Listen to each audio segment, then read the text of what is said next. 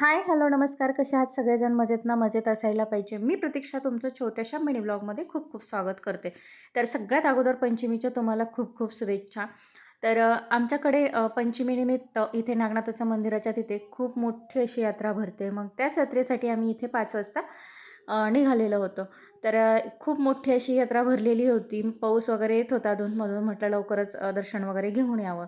तर हे आहे आमच्या इथले नागनाथाचं मंदिर आणि इथे पाहू शकतात की महादेवाची पिंड, नागाची मूर्ती वगैरे असं इथे आमच्या इथं छान असं मोठी मंदिर छोटंसंच आहे, परंतु यात्रा खूप मोठी भरती. तर खेळणीच्या ठिकाणी आलो. मुलांना भरपूर काही काही खेळायचं होतं.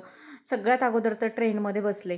तर ट्रेनमध्ये बसायचं झाल्यावर मी की माऊसमध्ये वरती चढून तेही खेळले. तर मुलांना यात्रा म्हटलं की खूप एन्जॉय करायचा असतो. प्रत्येक गोष्टी खेळायच्या असतात आणि खूप काही करायचं असतं.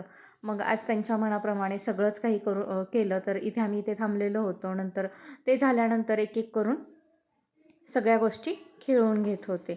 तर त्यानंतर सगळे खेळणी वगैरे खेळायचं झाल्यानंतर थोडासा नाश्ता वगैरे करण्यासाठी आम्ही एका ठिकाणी गेलो. तर तिथे छान अशी ओली भेळ, पावभाजी आणि पाणीपुरी हे सगळं खाऊन घेतलं आणि मग नंतर घरी निघालो. तर घरी येता येता मुलांना खेळणीही घ्यायची होती.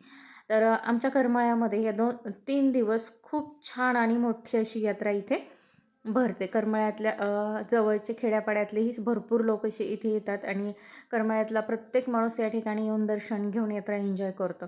तर सगळं खाऊन झाल्यानंतर इथे आम्ही आईस्क्रीम वगैरे घेतली आणि मग नंतर घरी आलो. त्यानंतर इथे आम्ही 2 तोरणंही घेतले होते दाराला. तर कसे वाटले ते नक्की कमेंट करून सांगा. चला बाय.